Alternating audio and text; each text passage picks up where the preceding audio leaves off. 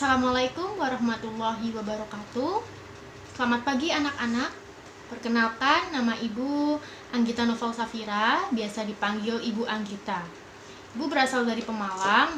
Dari sekarang sedang berkuliah di UNES pada Prodi Pendidikan Fisika Universitas Negeri Semarang yang sedang melaksanakan PLP di SMK Ma'arif NU 1 Semarang, khususnya pada pelajaran fisika. Ya, hari ini kita akan belajar bersama-sama mengenai gerak lurus. Walaupun masih dalam keadaan pandemi COVID-19, kita harus tetap bersemangat dalam menjalankan segala aktivitas, termasuk dalam belajar. Dan jangan lupa kita harus selalu mematuhi protokol kesehatan. Hari ini kita akan mempelajari mengenai gerak. Setiap hari tentunya kita tidak asing lagi dengan kata gerak, karena setiap beraktivitas kita selalu melakukan gerakan. Contoh dari gerak itu seperti ketika kita bermain sepeda, ketika kita berlari-lari di lapangan, kemudian juga ketika kita berjalan di taman. Itu contoh dari gerak, dan masih banyak lainnya contoh-contoh dari suatu gerak. Nah, ternyata gerak ini berkaitan dengan ilmu fisika atau konsep-konsep fisika. Jadi, konsep fisika itu berada di sekitar kita, berada pada kehidupan sehari-hari. Sangat asik belajar fisika karena fisika itu dekat dengan kita dalam kehidupan sehari-hari. Seperti yang akan kita pelajari pada hari ini mengenai gerak lurus. Ibu mempunyai gambar. Ini ada gambar orang. Seorang anak sedang bersepeda.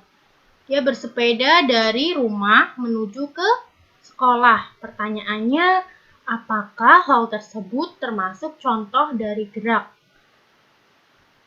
Termasuk ya, jadi anak bersepeda ini termasuk contoh dari gerak. Mengapa bersepeda termasuk gerak? Kira-kira anak-anak sudah pada tahu belum nih mengapa bersepeda itu termasuk gerak? Jadi bersepeda itu termasuk gerak karena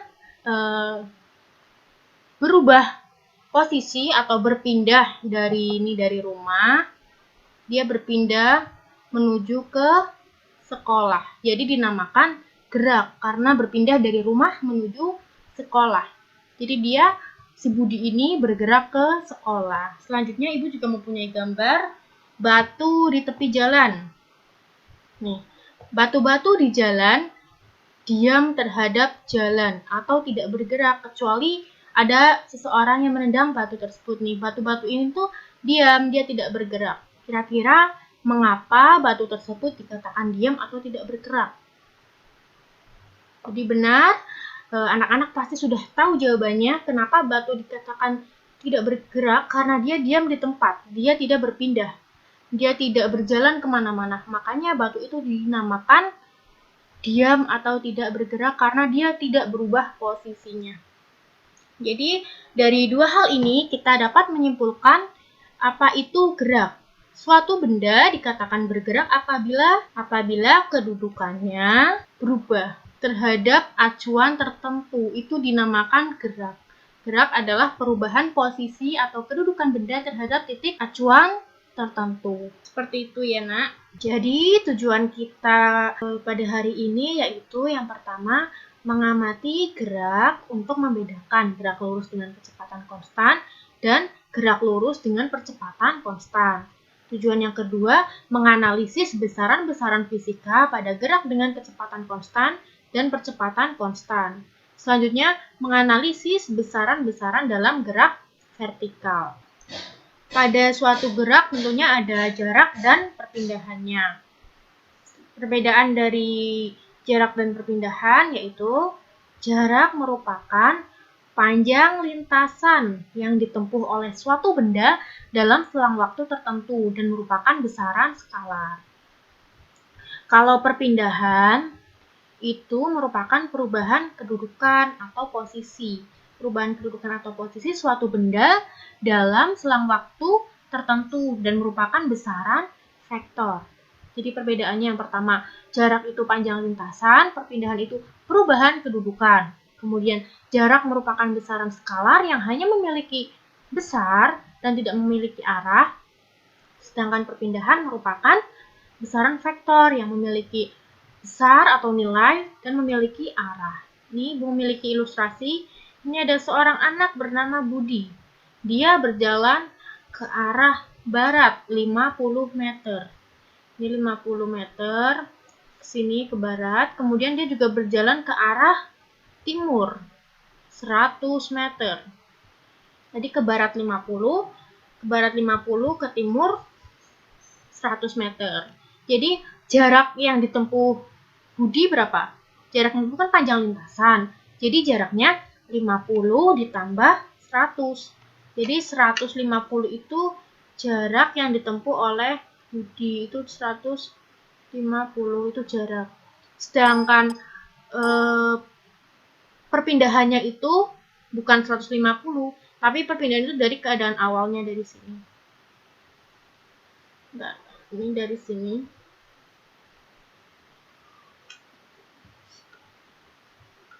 Ini dari sini. Dia berpindah ke kedudukan akhirnya dia di sini. Jadi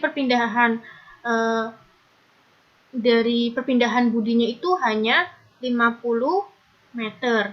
Hasil dari 100 dikurangi 50. Itu 50 meter. Itu merupakan perpindahan dari Budi. Selanjutnya, ada seorang anak lagi, ada Budi. Dia mengelilingi lapangan. Mengelilingi lapangan. Panjang lintasan yang ditempuh Budi dalam mengelilingi lapangan ya 1 putaran lingkaran. Sedangkan perpindahannya sama dengan 0 karena Budi berada tetap seperti posisi awal. Jadi jaraknya 1 lingkaran penuh dan perpindahannya sama dengan 0. Selanjutnya ini ada siapa namanya Bella. Bella berjalan ke utara 4 km, nih 4 km. Kemudian dia berjalan ke timur 3 km. Yang ditanya jaraknya berarti berapa?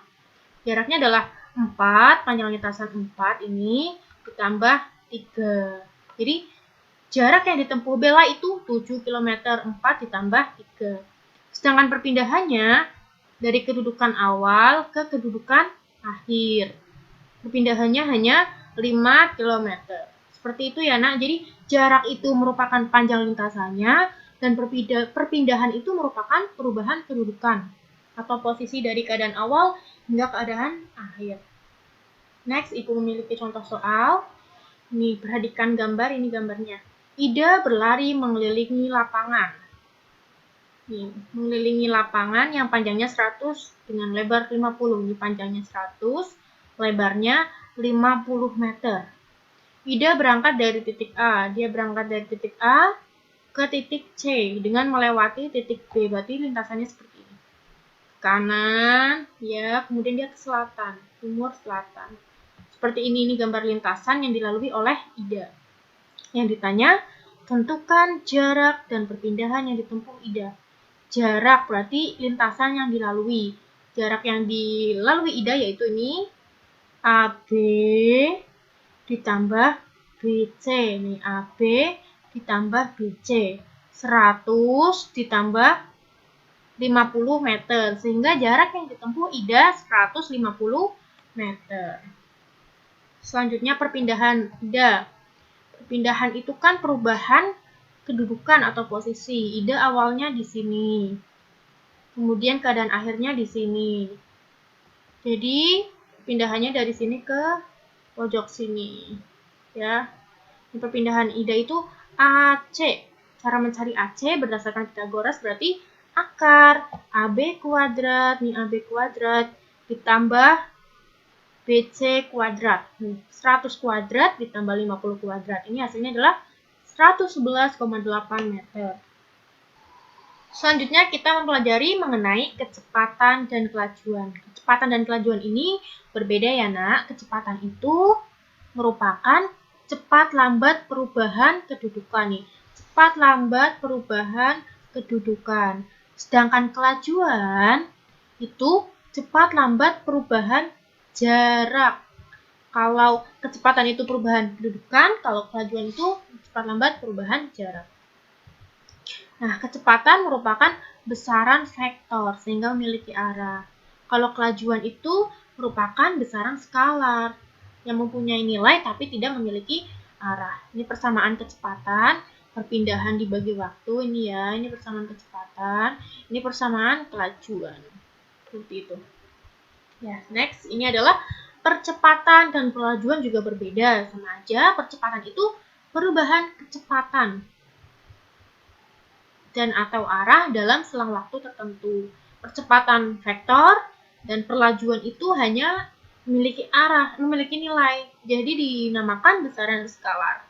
Pada percepatan ada percepatan rata-rata dan ada juga percepatan sesaat. Percepatan rata-rata itu persamaannya seperti ini.